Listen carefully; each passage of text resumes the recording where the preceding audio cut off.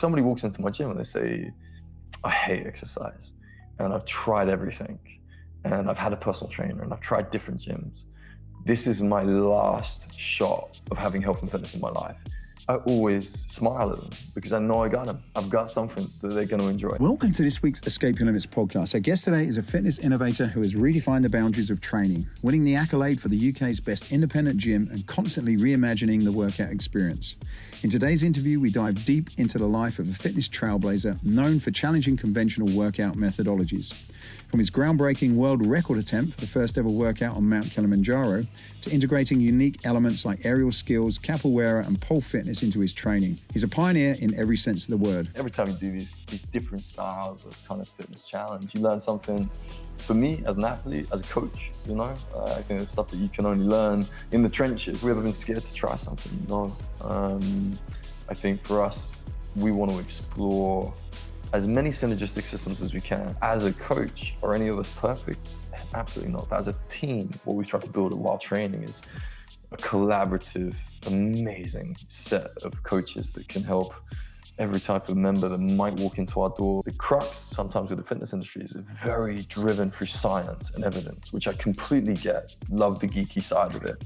But I think sometimes where we lose it is in the artistry. So please enjoy this week's episode of the Escape Your Limits podcast with the founder of Wild Training, Mr. James Griffiths. James, thanks for joining me. You're in Ireland at the moment, is that right? Thanks for having me. Yeah, in Ireland, getting ready for a HYROX international event.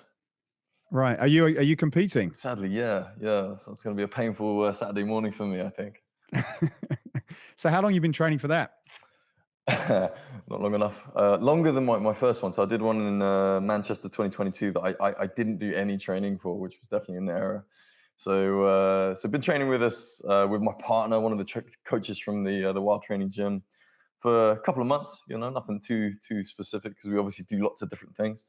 But feeling confident we should make it less painful than my first experience for sure.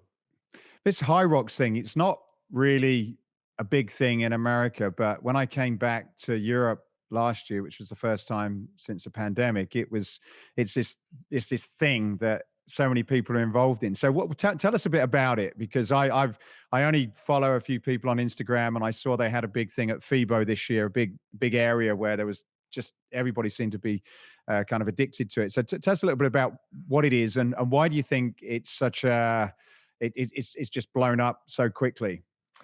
Yeah, I think so. I mean, when did I hear about it? I heard about it kind of 2022, I suppose, maybe earlier than that. But it was something that we were looking, I'm always trying to keep my thumb on the pulse of what's going on in the fitness industry, and had heard about it. Nobody in my gym, including the coaches, had heard of it, early 2022. So I was like, okay, too early. Don't do anything with it yet.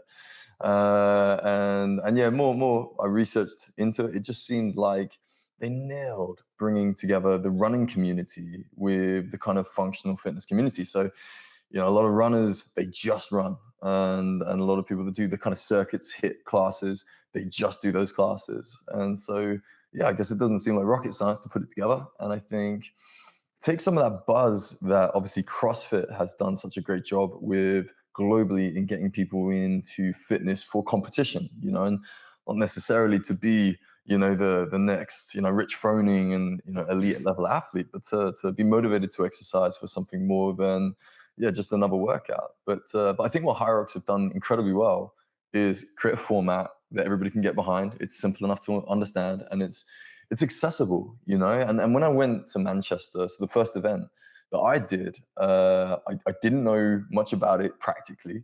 I didn't train for it because I didn't want to. I wanted to turn up quite kind of raw so that I could get, I guess, closer to my members' experience of what that would feel like. How hard is it? Is it something you really need to specifically train for? But I think it's whatever you want it to be. And that's a really lovely model, because if you race it, it's pretty tough.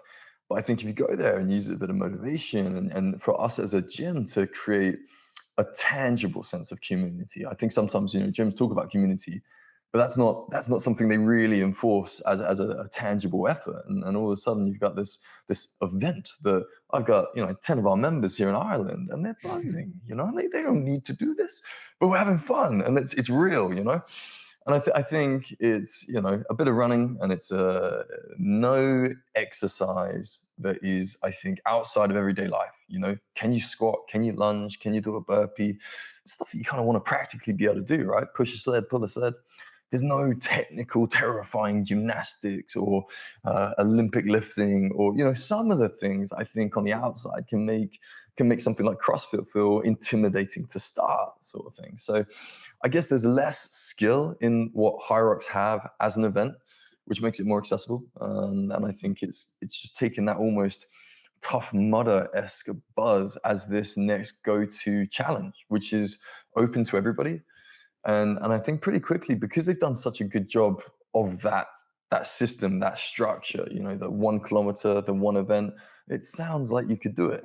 And then you're caught, and then you do a single, you do a double, you do a relay. So for different fitness levels, they've got different kind of, I guess ways of signing up to make it whatever challenge you want it to be. And I think they've done a great job of creating a stadium fitness sexy event that is something that everyday people can enjoy, which is awesome.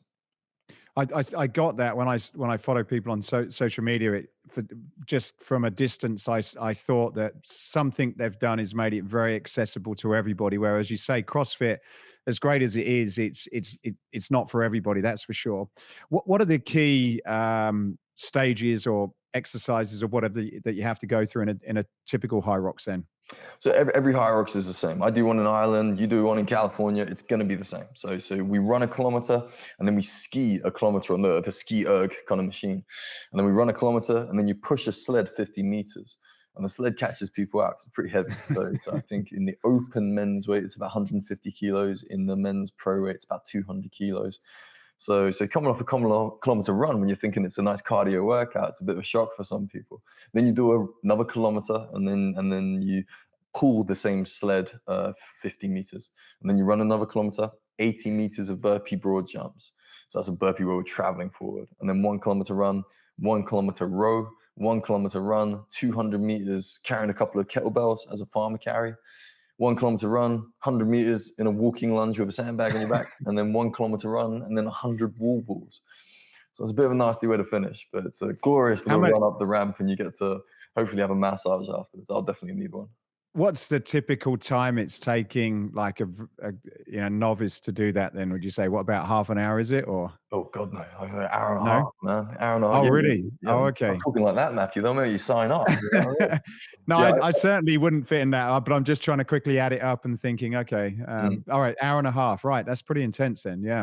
Yeah. And I guess it's that mix of fitness, because what I love about fitness is you can't have it all. You can't be a great mover, gymnast, and cardio athlete and strength athlete, but you can tune your body and you can change anytime you want. And I think what's great is the runners have to get stronger, and the guys that have a bit of strength, they're good at the workouts, they got to get better at the cardio. It's definitely a runner's event, and I think the trick is training yourself to not be ruined by the little workouts in between the runs. And certainly my first experience of HYROX, as I said, untrained, and it was hilarious because I got there quite early in the morning, and my kind of start time was one of the early ones. And I was chatting to the guy. I was like, "How many have you done?" And we're literally in the little area ready to start our run. He goes, "Oh, this is my seventh." He was like, "How many have you done?" I was like, "It's my first." And he goes, "Why are you in this group then? This is the fast group." And I was like, "I don't know. They've made a terrible mistake. I should not be here."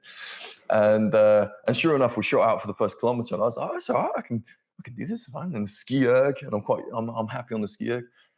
Ran the next kilometer, and I got to the sled, and a lot of the guys were really struggling with the sled, and I was like, "It's fine," because I've done a bit of strongman training. I can push things, and I mashed that sled. Felt like and then I stood up, and I could barely run. And the next 35 minutes was hell. So I've learned, hopefully, that lesson to slow myself down for the first little bit and not get too excited.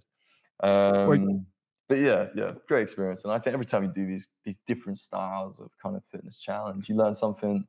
For me, as an athlete, as a coach, I think it's stuff that you can only learn in the trenches. So yeah, that's the fun of it for me.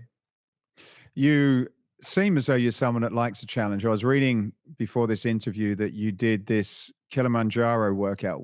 Tell us a bit about the workout and what was the inspiration of doing a workout on Kilimanjaro? Yeah. The inspiration, God, that's a long story. I was in a first aid shed at the top of a mountain in Bulgaria, trying to find one of my friends who got lost while we were off piste, which was a successful mission, and that's the long story short. But in this little first aid shed, they had a poster of Mount Everest, and I was like, I'm gonna climb that one day. That looks badass. And then I decided I should probably try and get a world record because of a young, stupid ego mind, right? And then the way that the dates ran, we couldn't do the base camp of Mount Everest, which was what we kind of planned. And so somebody suggested I do Kilimanjaro because it would have been a higher altitude than Everest base camp, which was where we would have done the workout. And the dates lined up where we were going to do it. And so I wrote this workout, and it was based on one of the exercise systems we kind of built as a circuit kind of class, a HIIT kind of class for the Wild Training Gym. That was one of the more popular classes we had. Simple structure, but 30-second set, 15-second rest, 4 sets of each exercise. And I planned to do 12 kind of exercises on the hill. So I had an 8-kilogram power club, I had a sandbag that we were able to convert into a Bulgarian bag with some handles on the side of it, kind of thing. And I had a set of parallettes. So we took all this stuff up the hill with us, and I was raising money for Hope for Children. So the idea was, to raise some money for a kids charity, which was we did well. But I was going up Stellar Point, which Kilimanjaro, that was like a full summit. They used to think that was the peak. So Stellar Point, and the hill going up to Stellar Point is like shale. So you put your foot down, it sinks about 6 inches. It goes about 6 inches back, and you just feel your soul leaving you. And I've done a lot of kind of snowboarding and skiing and things like that. It was like my thing when I was a kid. And I never suffered from altitude sickness. And it was like somebody came up to me and smashed me over the head with a baseball bat after a night drinking nothing but whiskey. And I was in the worst place I could ever imagine. And I remember I was pretty much in tears because I was like, there's no way am I going to do a workout when I'm at the top. There's like, I might not even be able to get to the top, And I got to the top of Stellar Point, and I remember I literally just collapsed on my rucksack. Had a tea, such like a British thing to do, And I calmed down. And the walk to Uruhu Peak is about 45 minutes, but it's really shallow. It's not a big hill or anything like that. So I didn't get any worse. And I was like, okay, when I get there, I'm gonna have another tea, and I'll see how I'm doing, And that's not what happened. I got there, put the camera up, and like literally just blacked out and went for it. And about 32 minutes later, I'd finished this workout. And so Guinness said I had to do more than half an hour, and I had to do at least more than 3 movements, which is what we did. But I remember I was doing like a kick through on the parallettes, and I was feeling pretty good. And I had my hiking boots on, which was the heaviest things in the world at that point. And I remember I think I did 2 sets, and I just stopped. I gave up. And then the walk back down the hill to date was the hardest thing I've ever done in my life. I just kept rolling and hoping for the best, But that was I think when it comes to challenges, things like HYROX are great, and the sense of community, I think, within the fitness industry and people enjoying fitness is really positive energy for everybody to enjoy. For our gym members, I want to share that with them. I want them to have a reason to be fit and to continue that journey and that joy and that passion. And that's why we get people coming surfing with us and snowboarding with us. We take people on adventures so that they realize how rewarding being healthy and fit really is. But for me, the challenges I get excited about the most are the ones that I don't know if they're possible, because I'm not a time guy, I don't care how fast I can run a marathon. If I can get there, I'm cool, right? So yeah, the ones that get me excited are the ones that I just don't know if that's possible. And yeah, I would do Kilimanjaro again. There's no way I'm going to do a workout on top of that thing again, because that was heinous. The wait is over. Our new Escape Fitness catalogue has landed. This is the essential guide to all of the latest product innovations that are shaping the future of functional training. Bigger and better than ever, this year's catalogue is 190 pages, jam-packed with everything from eye-catching, bespoke functional training frames to some of the latest strength training equipment. So sign up today to receive the digital version today, or be one of the lucky few to receive a hardbound printed copy straight to your door. So what are you waiting for? Go to escapefitness.com now. I Did you remember get that. did you get the record in the end? Did you get You know did they what? give it to you? Guinness, I got back and I got all the proof they wanted. And then when I got back, they sent me a really short email that said, "There's too many superlatives. We don't want to honor it." And I was like, "Oh my God, I'm not even going to go in the book."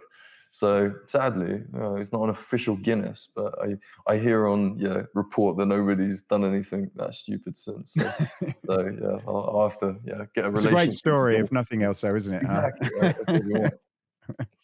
So you set the bar for the highest altitude. Then, if you could do something next, then I know you've got this kind of like wild philosophy. What would be another unexpected location then that you could imagine doing a workout on?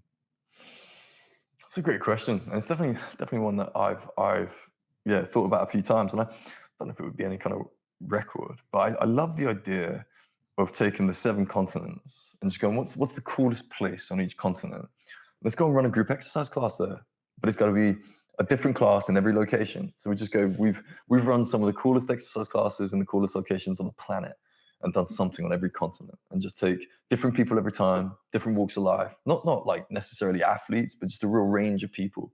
Because I guess while training, when I started it, it was make it fun, keep it effective, and include everybody. And that's what we're doing now is probably very different to what I started 15 years ago. But the reason we're doing it is exactly the same. Those values haven't really changed. Hmm. When you look at your website, you started with park workouts, then you've got aerial skills, pole fitness, and the list goes on. How do you decide which ones to include into the wild philosophy? I think there's 2 parts to that process, and one of them is making sure that, to me, it's like they're like lifestyle sports, they're lifestyle activities. So when I came to the fitness industry, I saw rows of treadmills and rows of benches and fixed path resistance machines, and it all just looked quite square, and I couldn't quite get it, because let's get people together and let's get them active and exercise. And those 2 things on their own are fun, and when you bring them together, they should be amazing. And somehow, loads of people think the gym's not fun, and I'm like, that's not right. So for me, it was like, if I can see that there's a community behind a type of activity, so surfing and rock climbing and martial arts have communities. Strongman is an amazing community, and pole fitness, the aerials community, and these things really, I think, create passion for people. That shared experience of, you're passionate about something, you teach it to me. That's an energy. That's the most contagious thing in the world. And that's what we want to share with people, because if somebody walks into my gym and they say, "I hate exercise, and I've tried everything, and I've had a personal trainer, and I've tried different gyms. This is my last shot of having health and fitness in my life." I always smile at them, because I know I got them. I've got something that they're going to enjoy. And whether it's beating me up, doing some MMA, or throwing around some Atlas stones, or flying around in aerial silks, they've only ever seen Cirque du Soleil in the audience. And I'm like, the audience is cool, but get in the room and let me tie you up in a silk and we'll have a blast. And maybe it's the expressive stuff, the artistic pole fitness that gets people excited. Maybe it's lifting 300 kilograms off the floor. I don't care what it is. And that's the fitness industry, I think, sometimes is making, there's a right way to exercise and there's a wrong way to exercise. And I just think that's wrong. I think if you enjoy it, wicked. And if I can tune what you like to deliver the results you expect, then that's my job. That's what coaching is to me. It has become very formulaic. If you ask anybody off the street, if we went out and grabbed a few people today, what's a gym? Everybody says the same thing, and they're probably not what your image of a gym is. And I can understand why people say gyms are boring, really. And I suppose that's been driven in a lot of cases by people making equipment and trying to sort of systematize the whole thing. But have there been any wild ideas that you think could really work, but you maybe been a little bit scared to implement them at all, or anything that you think, well, it could work if it had a little bit of you put a little bit more work into it that you've not already done? I don't think we've ever been scared to try anything. And the coaches at the gym know that if they have an idea, I'm only ever going to say yes. And if I say no, it's because I've done it before and it sucked. And I'll explain, and if they have a tweak on the idea, we'll try again. And that's where we got to what we are today, because it has evolved so much, from what I started with. There's bits and principles that are very similar, but I've learned lots, and I've learned that by learning from other people. Like I've not necessarily dived into the textbooks. Like my credentials in terms of whatever degrees and things like that is nothing on. Coaches have amazing qualifications compared to me, but experience, that you've got to go and find. You got to go and get it. And what I wanted to do was learn from the best. And what we found at the gym, because we have 4-year-olds and we have 74-year-olds and we have pro athletes and we have people recovering from surgery. It is as diverse as it comes. And what we've found is important is in that process of selecting the activities we want to share with our members to keep them engaged, and more than that, keep them excited about exercise, is that we have to adapt what these incredible professional athletes or professional coaches have taught us, so that I can make it relevant to you, you're not interested in trying to get into the Cirque du Soleil, but could I get you to enjoy an aerial straps workout? Hell yeah. Because I've learned from these incredible pros who they only ever deal with people that are like 15-year veteran gymnasts. That's not you and I. I have no gymnastics background. So I had to learn it from, the dumb trainers mode, where I just learned about bench press and deadlifting, right? And it's like, oh, there's more stuff. Okay.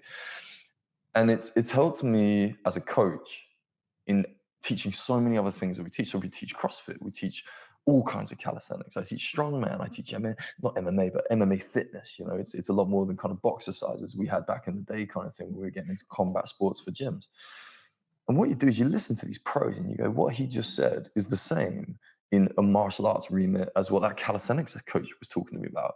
The trick is they just don't talk to each other. And it's like, you guys are using similar language.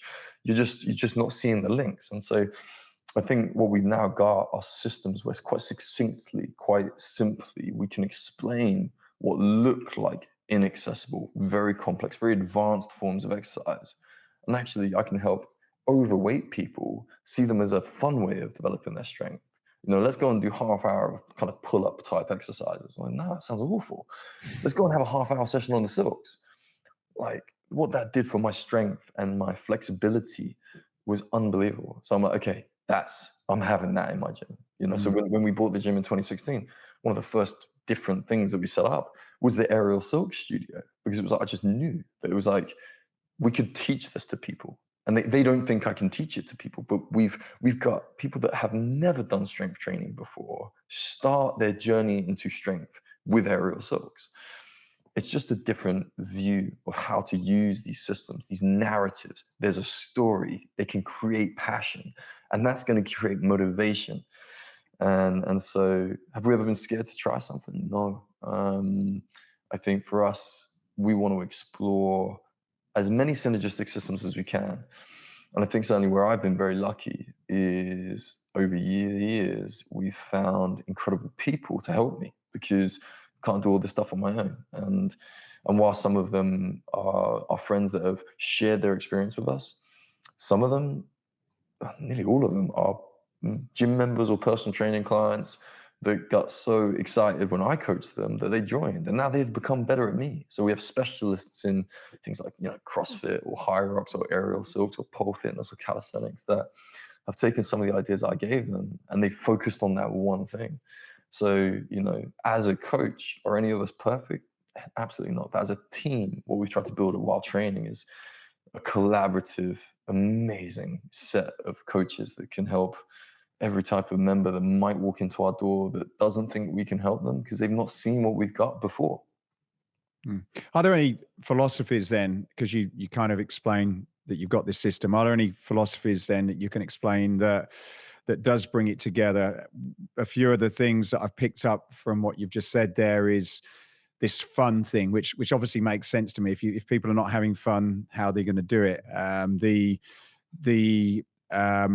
I suppose getting people engaged through a skill, so having fun, having an experience. Again, I can see that being quite sticky with people. So do you look at it first from the client and say, okay, what do I do to make a fun and engaging experience, and then work backwards to say, well, how can I now deliver that in fun ways as possible? Or just sort of trying to figure out your thought process of putting it together in a way where there's some structure to something that's very unstructured in terms of the movements, for example. I guess, like, you were saying earlier how the fitness industry is very systematic, and I think definitely as kind of chaotic as most people around me joke, my brain works in quite a systematic kind of way. So when we talk about, I guess, the programming philosophy for Wild Training as a brand, as you said, to a lot of people, it look like a lot of random activities that have been thrown into a gym. See something sticks, and for us, when I was trying to build, I guess, the Wild Training brand's philosophy of programming, like why do we train? What are we trying to achieve for the people that we were able to serve? And we tried to kind of break it down into what the systems we would choose. Why would we choose them? And it was like, we see it as we want to try and maximize power, endurance, and control across the full range of natural movement. So in a line, that's how all these systems come together. So I want you to have power because it's the most relevant part of life. That's what we get to enjoy. And life happens over time. So we want to have endurance so that we've got the capacity to keep doing these powerful, amazing, fun things. And that control side of it, I guess, links into longevity and reducing injury risk, and at the same time the artistry of it. So I think the crux sometimes with the fitness industry is very driven through science and evidence, which I completely get. Love the geeky side of it, but I think sometimes where we lose it is in the artistry, and that's where I guess sometimes the beauty of my job is I almost can't do it wrong as long as I can justify it, as long as I can create a narrative that makes sense for you, for what you want, for a fun experience. And I think there's artistry in programming and selecting some of these things that comes into control, where I wanted to show you how to control your body, because for some people, that control of what you can do with your body is more exciting than a 300 kilo deadlift. For some people, it's not, and that's fine. And so what we try and teach is, if we look at it like a triangle, and I've got power, I've got endurance, and I've got control, you don't have to be great at all of them. You can't be. My motivation is how much of my triangle can I fill up? How good can I be at power, endurance, and control? But for some people, they want, one thing more than the other, and that's fine. And we'll go, these systems are great for that. But it looks like your lack of control, mobility, stability is holding you back from developing your power. So look at these systems, because if you hate the traditional static stretching, maybe you don't enjoy something like yoga that would be a popular type of class in most mainstream gyms for that element kind of thing. Why don't you come to a Capoeira class with me? Why don't you try our adult acrobatics class? We've got stuff, Have you ever tried Indian clubs for your shoulder mobility? Like, I've never trained a professional athlete, somebody coming back from an injury. Every type of genre of member we have in our gym, from the CrossFitters to the powerlifters to the aerists, all of them have fallen in love with Indian clubs. And so it's like, as a system to develop control and create this way of, can you follow a pattern, but then can you make up your own pattern with a few simple rules? That's really exciting. And so, it's trying to fit that triangle, which I think most people can kind of get, but just giving them some more color, because that's when it becomes fun, it's exciting, it's engaging. And we all know, if I made you do something you've never done before in the gym, you're probably going to see a result. You're going to feel it, right? And you're probably going to have to put less effort into it to get a result than something you're very good at. It's an 80-20 thing, isn't it? If I, I get 80% of the benefit from 20% of my effort kind of thing, right? So when I show something new to somebody, they get some amazing results. And powerlifters, they go, I can't bench press anymore because of my shoulder. I say, you give me 2 weeks with an Indian club, and he's back bench pressing again. And Baz is one of our strongman coaches. He's 2 times Britain's strongest police officer. He's never not had a week where he does Indian clubs now. Because how many powerlifters and strongmen say that? But he knows the benefits, and it's a system that's very, concise for him to add into his routine that keeps his shoulders healthy. So for him, this weird left field solution became the most important part of his enjoyment to the main sport that he has.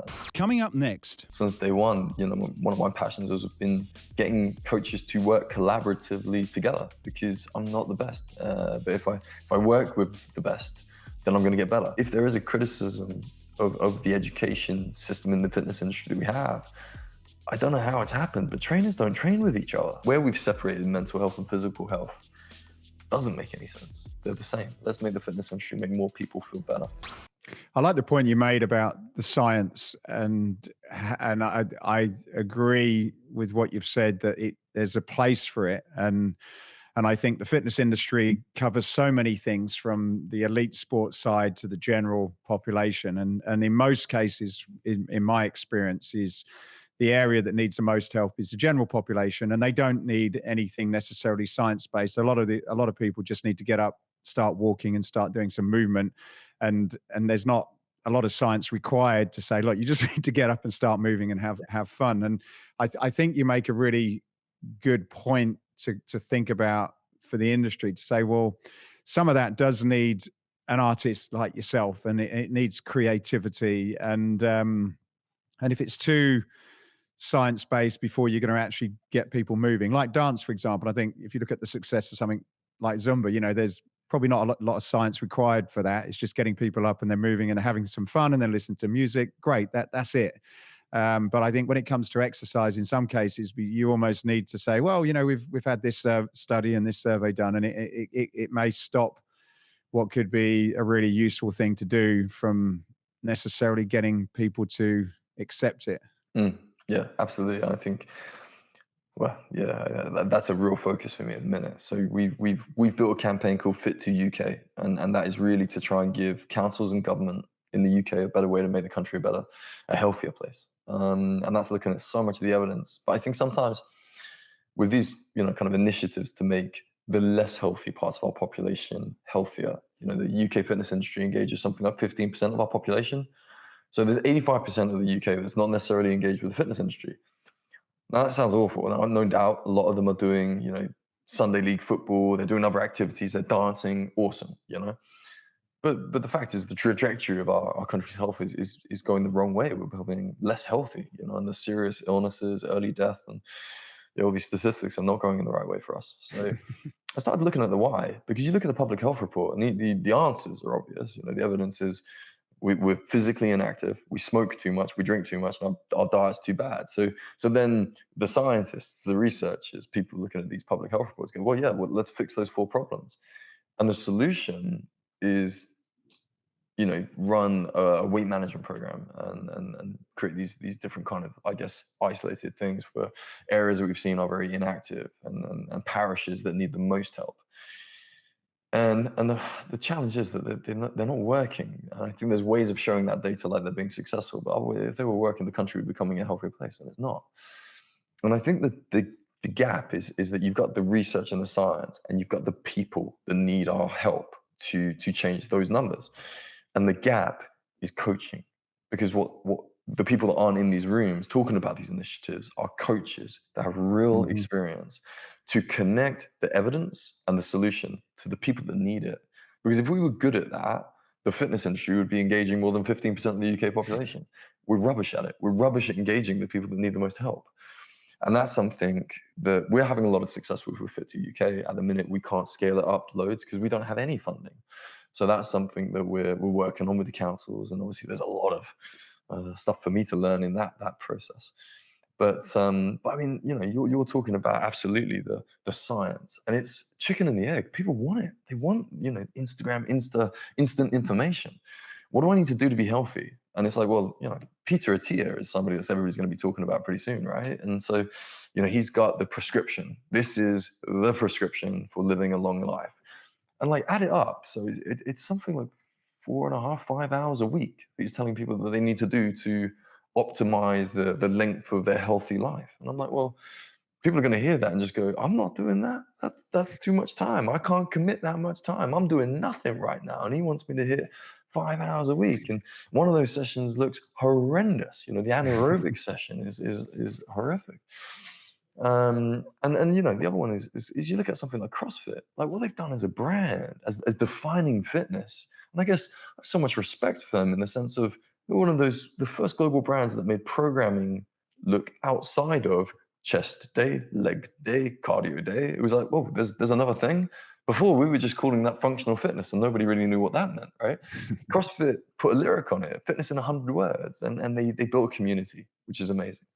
But the best thing about CrossFit is the worst thing about CrossFit is it's measurable, it's repeatable, it's got to be a rep, right? So where does my Capoeira exercise system fit within that, right? It's not in there. So there's amazing benefits to CrossFit as a system.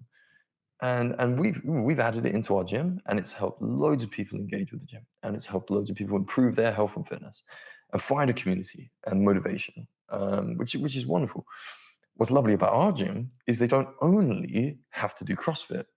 They can do CrossFit Mondays, Wednesdays, Fridays. They can do aerial silks on Tuesdays. They can do a Capo flow class with me on Thursdays. They can do a strongman session on Sundays.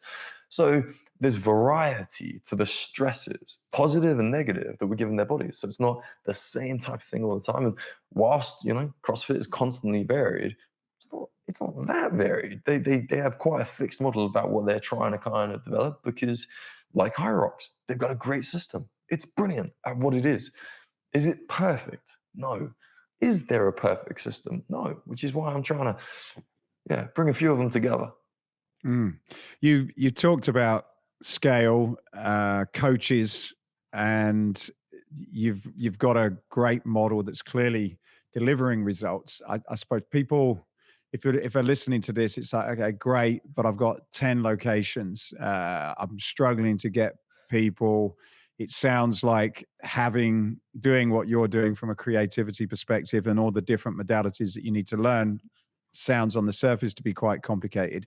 How do you take what you're doing, and I know this is part of your pipeline or vision, how do you take what you're doing and successfully be able to scale that in a way that can be successful, repeatable, and you don't have some of the challenges that you get with brands like CrossFit, where if you have a fantastic trainer, it's awesome, but if you don't have a fantastic trainer, it's a recipe for disaster. Yeah, absolutely. I mean, I think any of these gyms, especially independents, you are going to rise or fall on the coaching team that you have. So since day one, one of my passions has been getting coaches to work collaboratively together, because I'm not the best. But if I work with the best, then I'm going to get better. And that's something that we've done from day one. And I think learning from myself from lots of different coaches has helped me see a lot of different styles of education. And so, how CrossFit share their education, and how, I've learned from professional strongman athletes and individuals and things like that. And, we have, I guess, franchised, while training in a sense, when we were running the park business. And so that was 2011. And it was great. And we were doing a really good job of developing those trainers. It scaled up very organically, kind of, throughout our kind of local kind of counties. Took on investment, and that grew across the country. And we ended up with 27 trainers across the country. And we were still doing a good job in terms of the training. We had nothing but great feedback. But what I realized was, certainly I wanted to maintain a certain standard, and I hadn't put enough things in place to make sure I was able to do that. And then when we saw, the brand wasn't being represented the right way, we just stopped it. And that's when we said, carry on, but you create your own brand, you do whatever you want, and we're going to build a gym. And I think part of that decision as well was, we were getting great feedback about what we were doing. But in the back of my mind, I had nothing then that I have now. I didn't know anything about MMA. I didn't know anything about aerials or calisthenics. I didn't know anything about strongman. So all the things that people love about wild training now, we didn't have when we were developing these franchises. We were just showing them how to run really innovative, exciting group outdoor exercise in the parks. And so you take all those lessons, and also, talked about how much I've, with pursuit, really engaged with different brands and different coaches to bring cool stuff into our gym. I don't have all the answers. We've brought CrossFit into our gym. We've brought HYROX into our gym because they're valuable affiliates. They're affiliations. They've given our members new experiences. And I think there's so much to be said for taking a credible brand that's had success into our business to attract new customers, but also to show the customers we already have, we're still investing in them, and it's not just, me and my systems. I want to give you guys stuff that's outside of my mind, because you're going to have more fun with it. So what we've put together over the last 15 years is a coach development program. And through a million, experiences, we've refined it so that we can scale it. Fit2 UK as a way of helping individual coaches or gyms get funding from their councils. That's a model that we are going to be able to replicate and scale very easily. And I guess the more important part of Fit2 UK is that it's going to help gyms engage the 85% of the UK that isn't walking into their door. And that's the clever bit, because what we've spent a lot of time with Fit2 UK is not necessarily what we're going to do with them. And there's a lot of thought that's gone into that. But on the front sort of the website, it's very simple what we're going to be doing with people. The back end of how we communicate about it is the clever bit, because we've just dived into the sources of influence and the reasons why anybody doesn't change their behavior, or when they change their behavior for a positive reason, they end up stopping that positive, right? So that's us working with, GB Olympic mindset coaches, to make sure that we're getting the language right, where potentially the fitness industry marketing has got that wrong for a lot of the kind of population that hasn't engaged with our services previously. So Fit2 UK is one part of it that we can scale very easily. The calisthenics coaching is something that I've seen, I don't want to say coached incorrectly, but seen incorrectly by, I think, the fitness industry sometimes. And, you've got to be a gymnast to do that. You've got to be an elite, kind of athlete to be able to coach that. And I guess because I wasn't a gymnast, I was average at best. I was below average at school. I was not an athletic kid. And I learned this stuff from being rubbish, and I learned it badly because I didn't have a good coach. And what I've been able to give the members now, the coaches now, is all of my lessons, which is much shorter because I don't have to give them any of the rubbish, right? I've seen it, I've tested it, and we don't miss gaps. So sometimes, you're a really fit guy, and I'll have another really fit guy in the gym, and you'll be able to do something, and the other guy won't. And sometimes the little minute details that are simple are missed. And, one of the systems we've developed for the coaches is outside of, basic fitness, physiology, exercise, understanding and programming. Our coaches, they learn what we call the body map. And it is a very simple way of understanding why any body would struggle to learn anything, why they would get injured, why they would have a limitation, or they would hit a plateau. And it's based on 4 structures of the body: your ankle, your hip, your knees, and your shoulders. 10 points to fix it, 6 tests. If you can do these 6 exercises, there's nothing I can't teach you. And if you can't do these 6 little tests, I'm going to teach you how to do the 6 little tests. And it's simple enough for the members to understand, and it's easy enough for the coaches to see which modules they're going to explode out about the ankles. So if you've got an ankle function issue, they will be able to fix it. Because, we've trained GB athletes, GB Paralympic athletes, professional rock climbers, golfers, 70-year-olds, 4-year-old kids, people that are recovering from surgery, people that have been told they're going to have surgery, and we've managed to help them avoid it. So from nearly any sport you can mention, and some famous names, they're great. I learn loads from them. But I learn loads from the 71-year-old golfer who just wants to keep enjoying the game.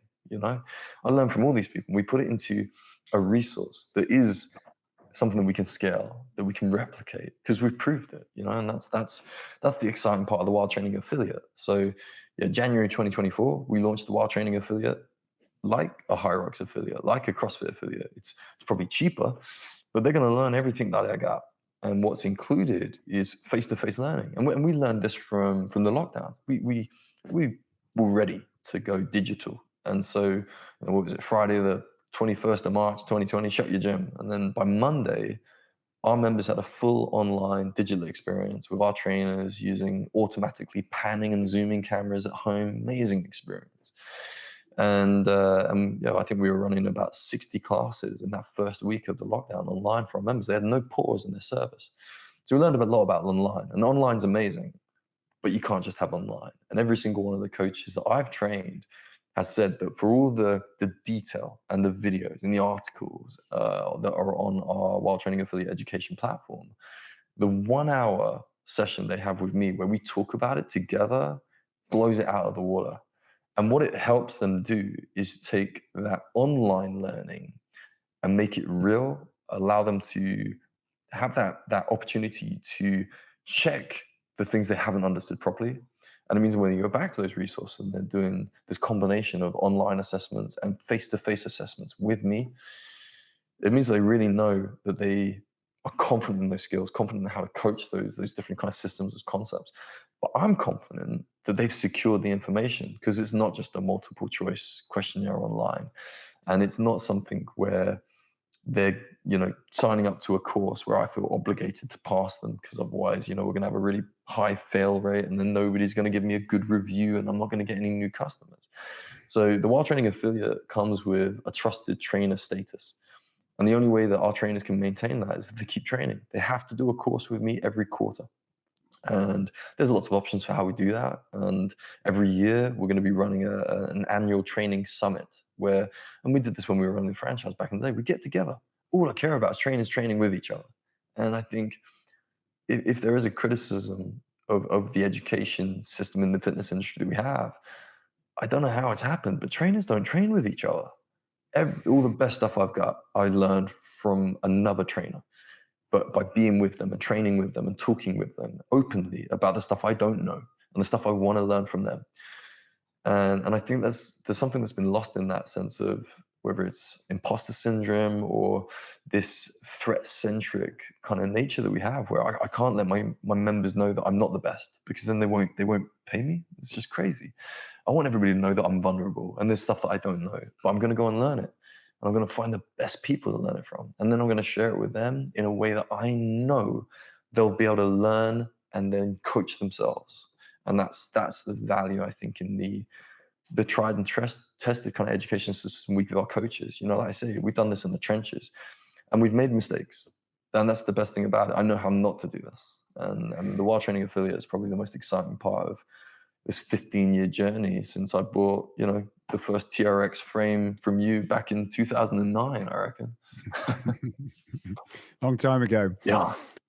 You've had some experience with the strength legend Lawrence Shahlaei in the documentary, and I wondered how you're talking about working with other coaches and getting influenced by ideas. What kind of ideas, or how did that relationship shape your perspective on the strength and fitness space? I think, like I said, I'm very fortunate that I got to train with some amazing athletes over the years. Lawrence is probably one of the most impressive guys I've ever met. Maybe I ever will meet. And I guess, strongman's, especially in the UK, strongman's that thing that we watch at Christmas time. That's another conversation. But he's an amazing athlete, amazing mindset. And I mean, strongman as a sport is brutal. And I trained it at a lightweight level. So I did the under 80 kilograms kind of stuff in the UK. Yeah, you're the strongest man under 80 kilos in England. Is that right? Is that still? That was 2018. Yeah, those guys have definitely gone past me now, man. I started hanging around in the silks. But amazing experience, and definitely made me a better athlete and a better coach for it. But Lawrence came down to the gym to run a strongman seminar. That was our first kind of meet. And when a strongman's coming, because our outdoor kind of tunnel area, when a strongman walks down, it gets darker because they're so big. He was the biggest man I've ever met in my life. I think when I met him, he was probably about 180 kilos, maybe a bit under that, maybe 170. So double me and some, Yeah. And the experience he shared, and this is why my whole thing is the research, the evidence, the courses, the study books, what you can learn from people's experiences is beyond all that. And we got on really well. He loved the facility, he loved what we were trying to do for, I guess, the grassroots of the sport that he was passionate about. But he was getting ready for World's Strongest Man 2019, and the list of injuries that this man has had it's ridiculous. I mean, severed his lat, I think, ruptured his tricep. Basically, his shoulder exploded when he had a dumbbell over his head. And he's come back from it all, right? And I think because of those ones especially, his confidence overhead was not what it needed to be, So he could still move like, the super yokes, the cars, better than pretty much anybody on the planet. But that overhead was a limitation for him. And, we get to talk. And I remember on the seminar, somebody asked him, he said, if you could do it again, what would you do differently? And he said, now I do more prehab style training than I do actual strongman training. So more mobility, more stability, more massage, And we know that one of the biggest sectors of growth in the fitness industry is recovery, right? And you listen to the athletes and say, oh, there's the same thing. There's merit here. There's real world experience and evidence of this. So I started talking to them about the systems that we have, and silks and the urban strength bar kind of stick that I kind of put together, some calisthenics kind of skills, and the Indian clubs. And I'll never forget it. There's a very simple movement with an Indian club where you fix your shoulder in about 90 degrees and you just draw a circle with your wrist. So the club kind of goes down in a circle. And the amount of people that end up making a triangle or a D and not a circle. And the idea is that obviously, your hand, neurologically, your fingers are connected to your rotator cuff in your shoulder. Right. So if your wrist doesn't work properly, your shoulder, it will not work properly. So I was like, let's have a go with the Indian clubs. We'll do some warm-ups and see where you're at with your overhead strength. And we did this wrist circle. And I gave him a 2 kilo club, which isn't light, but this is one of the strongest human that's ever walked on the planet. So, to us, 2 kilos doesn't sound like a lot, but trust me, doing a wrist circle with a 2 kilo club is a bit of a trick on. And so we were doing 20 reps one way, 20 reps the other way. And he put it down and he looked and he goes, what voodoo is this? And I was like, what do you mean? I was like, oh no, I've missed so badly here. He goes, I've got a massive forearm pump. He couldn't close his hand properly. And he's like, I've got really good grip strength. Why is this so hard? And he did. He had a bit of a funny shape to his circle. And we worked on that. And sure enough, within about 8 weeks, he got back up to, I think, his all-time best on the log press.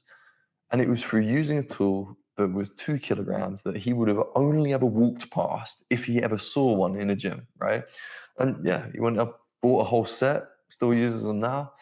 So that was That's crazy when you think of there must be so many things like that we think of in fitness or in life, that just small things, small, totally unrelated things can have such a big impact in other areas. And how easy it is to sometimes just walk, like you say, walk straight past those kind of ideas. It's quite a great story. And I think sometimes it is, within fitness, it's a beautiful thing that the fitness industry has evolved into, but I think there's so much identity wrapped up in fitness. What do? You do CrossFit? What do you do? I train MMA. It's it's part of my status on Instagram or something, isn't it? You know what I mean? HYROX. That means that I don't do that. That's for them. Those aerialists, they're crazy. And you're like, do you know what happens to your grip strength when you start doing aerial silks? You think climbing a rope's hard? Are you joking? This thing's a slippery silk. And when I was competing in strongman, I never lost a grip competition. And people go, James, how do you train your grip? And I'm like, do aerial silks and Indian clubs. And they think I'm joking. I was like, you can come to my gym anytime. It's the best training I've ever done for my grip. So, again, I get excited about any type of activity. I think I call it exercise. That's got a story, that's got a narrative that I can get excited about. Because if I can get excited about it, I can get you excited about it, And that's what a coach, for me, that's what I've got to be able to do, because I don't know what's going to get you excited. So I got to have everything in my back pocket. Do I need to be the best at it? No. I want you to be better at me, but I want to get you started, And then I can push you towards these different experts, these amazing coaches that have made that thing their thing. And that's going to help you continue that journey. So you don't get fit and then go through these cycles of, I was motivated, I had a bit of a thing, I got into HYROX, but then I got bored of that and I just stopped. What happens at my gym is we don't get that. We don't just stop. People stop exercising if they get injured, if they get bored, or they stop seeing results. Now, to stop those 3 things happening is easy if we just become a little bit more colorful about how we coach and what we coach. And I think none of this stuff's rocket science. I'm a personal trainer. I'm not that smart. This is not, I don't need a degree to do my job. But it should be colorful. It should be fun, And I think that's always going to be north on my compass. That's what I wake up to do every day. I want to have fun, and I want to have fun with lots of people, because then it's even more fun. But yeah. So far it's been a ride, and I think what we've got now as a brand within Wild Training is I think people know that what we do is a little bit different, and we've got some great accolades around the brand now, and the people that we've trained. But I think what's changed is it's not some weirdo, me talking about it like I think it's cool. There's lots of other people that we've proved it now. There's these kids that had no confidence and were struggling with anxiety who have come to my gym And we've got them using little, like, you know, rubber balls and doing strongman, and they can lift up the stones that the really good footballers, you know, at school, they can't lift them up, you know. And it's like, athletes come in every shape and size, you know. You don't have to be good at cross country or football to be fit. There's other things that we can show you, you know. And that's the same for the mid-30s, 40s, 50s, you know. That maybe the bulk of our membership, you know, and they've just maybe lost their way about who they are and what their passion is. It's like, cool, I got loads. Come and share some of mine. I'll give you some, you know. That's what our gym is. Do you have any student or coach stories that deeply impacted you that embodies the spirit of wild training? Loads, man. And it's, you know, it's why I get up every day at 5. It's why I finish work most days at 9:30. Yeah, it's what makes it very special. And I think, you know, a gym is not a suitable word for kind of what we end up building. You know, it's a community, but even that, I think, is a word that's thrown around a bit too lightly in the fitness industry. You know, center of lifestyle excellence was too long to put on the sign. You know, but you know, it's when people send you messages and they say that you saved my life, you know, and you've had a few of them, and you know that people are struggling with their mental health.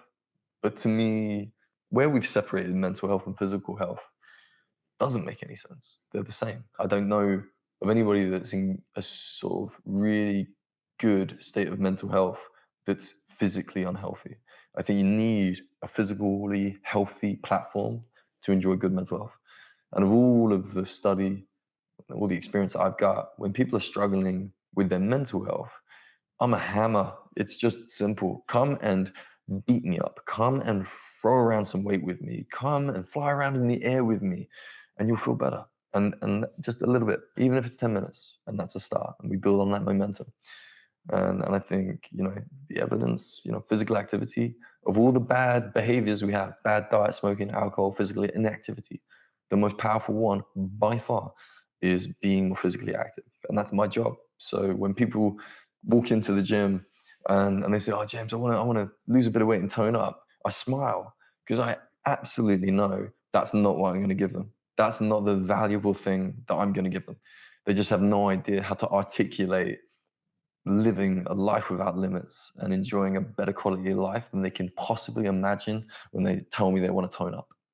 Well, I'm going to ask you a couple of quick questions to just as we wrap up. And it's always difficult when you ask these because there's so many.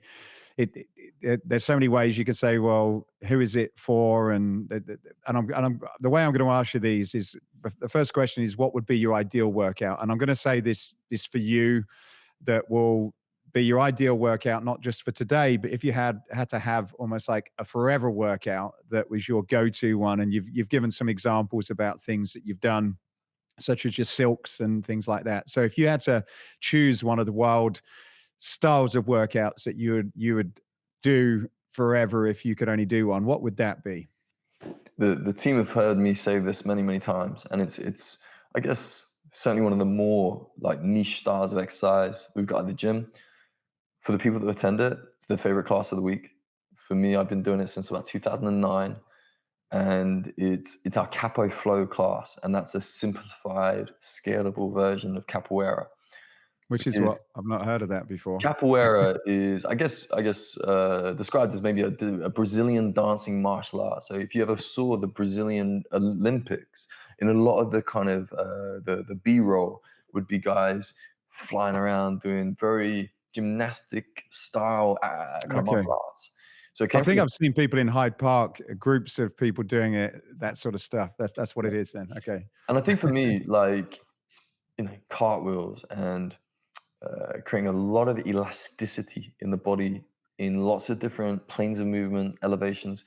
When you get a bit better at it, your heart rate can go through the roof anaerobically. It's so hard.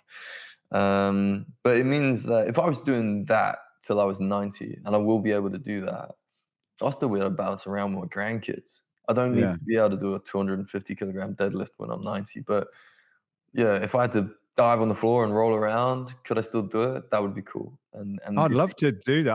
I've as I said, I've seen people do it, and I've never thought of it a workout. And I can imagine like the movements, the handstands, and all that sort of thing would be a great just to be able to move like that and have the strength and the flexibility throughout your life would be a great thing to do. Is it very popular? Because I don't see or hear about it in too many places.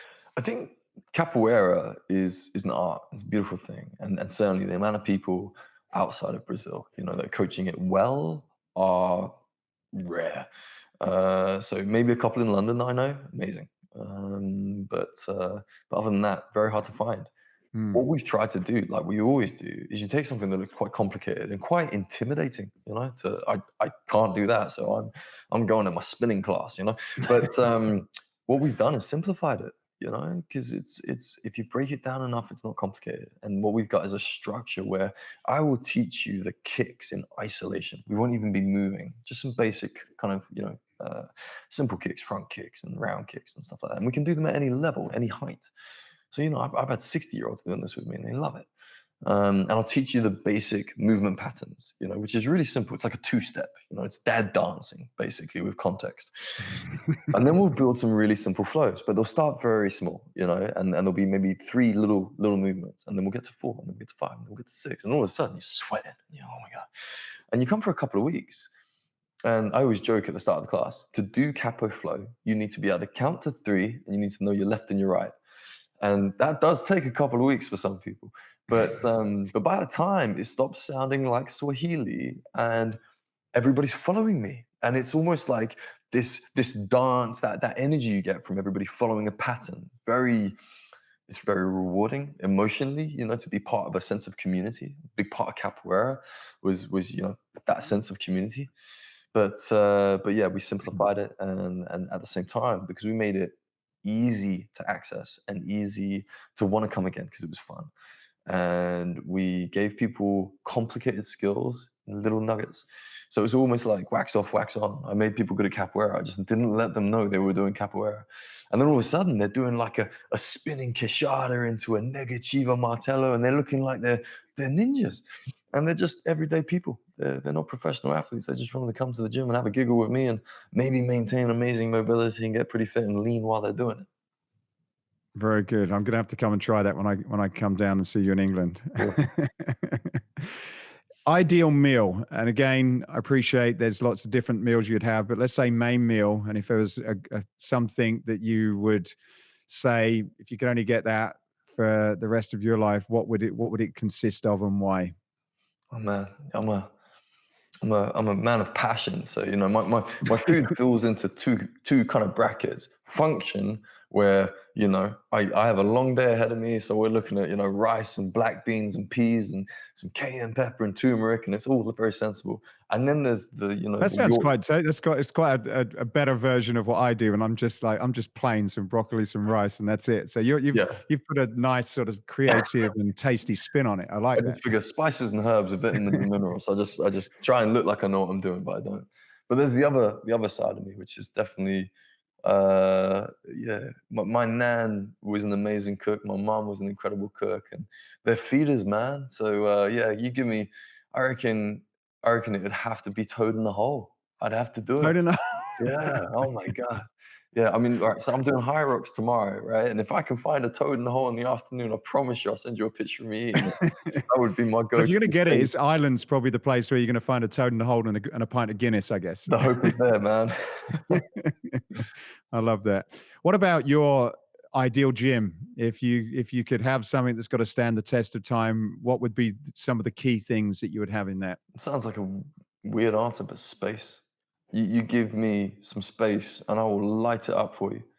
But if I don't have space, I can't move. And if I can't move, I can't have enough fun. I started in a park. There's nothing there. I brought the exercise. I brought the fun, the creativity, the programming, the artistry, the science. So if you give me space, I'll be happy. And I think gymnasiums. Back in the day, gymnasiums were pretty open plan. Maybe there's a rope to climb up. Maybe there's a couple of things to balance on. Cool. I'd take that over a lot of the heavy equipment. And you know more about gym design than me. I mean, it opened up a bit, right? It did change over the last kind of 15, 20 years. So I think it's going in a great direction. I love the fitness industry, and I think there's always stuff we're going to make better. And I think certainly over the next kind of 5, 10 years, I hope it accelerates and continues to kind of change like we've seen over the last 10 years. But I think we're learning more about people, and we're learning more about certainly the lockdowns, the value in what we do. It's not lose weight, tone up, and change what you look like. It's change how you feel. All I care about, that's what I sell, is I'm gonna make you feel better today. Because we suck at thinking forward. Don't worry about next week. Let's talk about today. What can I do for you today? And what mood are you in? And yeah, there's always a plan, but I can always throw the plan in the bin because I've got about 1,000 plans. So that's the plan. Let's make the fitness industry make more people feel better. What about fitness mentor? Is there anybody at the moment that you're following, whether that's on a podcast, in a book, wherever that you're sort of dialed into at the moment? And if so, who is that? That's a way harder question. Without upsetting anyone, and I appreciate Oh there's probably no, loads of key there's so people many. that And again, I talk like a rabbit, but I promise I listen a lot as well. So I'm listening to a lot of different people. I think, if I'm honest, I find a lot of people outside the fitness industry fascinating as well. I think there's so much for the fitness industry to learn from more mature industries. I mean, relatively, we're not that old, you know. I mean, like you look at hospitality versus fitness, right? They've been around a lot longer for us. So, there was a guy that has been a mentor to me, and he was a personal training client, very successful businessman, and he worked in hospitality, and he set up not set up, but he was a big part of the hospitality industry's charity, and they support everybody who works within the hospitality industry, grants, whether it's financial or lots of counseling kind of services.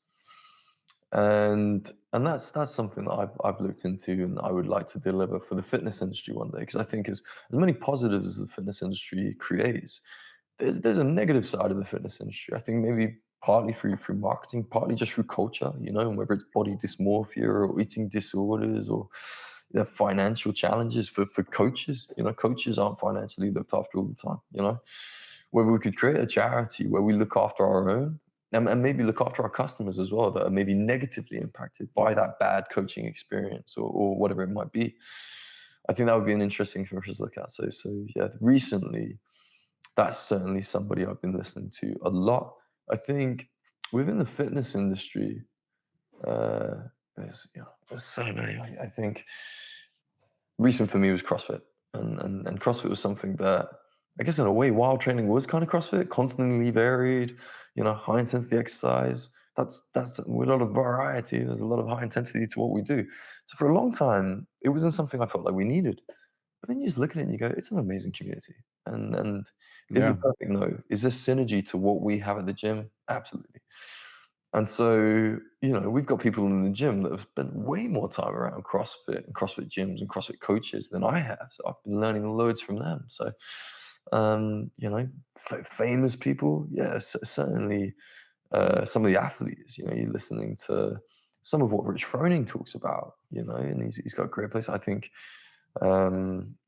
there's more local guys to us as well, who came into our gym because we launched the CrossFit affiliation. And they asked me some of the most intelligent questions I've been asked as a gym owner, and you're like, okay, you're not just a member who's not got any concept of programming.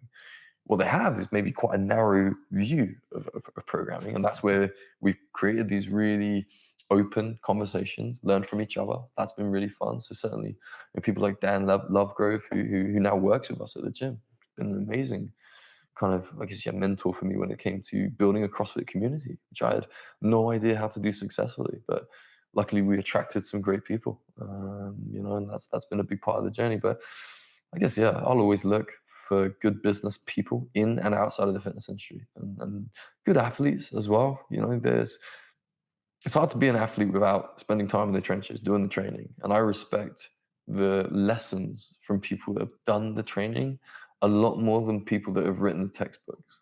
And I think that's certainly something I'll probably stick to for the rest of my life. Yes, absolutely. Well, my last question, James, Escape Your Limits is about escaping what you've believed is impossible and gone on to make possible. What would be a memorable example of escaping your own personal limits? Kilimanjaro is up there, but I think lockdown definitely challenged a lot of people in a lot of different ways. And I don't think of myself as a manager or a leader. The gym is a a real collaborative effort, you know, and the team know that, and I think that's why they enjoy working there. But I didn't know what to do in lockdown, and I think it was for a lot of businesses a very scary time. You know, we were talking about pivoting, and I think still to this day I was lucky that I did the right things. So that was certainly something where I was paying a lease on what felt at the time like a very expensive couple of units, and nobody was coming. And it's very hard to not feel like you're crazy when you're doing that. And you know, some things went our way, some things didn't, but we kept working together as a team. And yeah, I think I gave the guys a plan from day one, and I think that helped them all see that through. And certainly after lockdown, I think they all trusted me a lot more than my ramblings led to before lockdown, kind of thing. So I think that was definitely a challenge that I feel like we dealt with really well.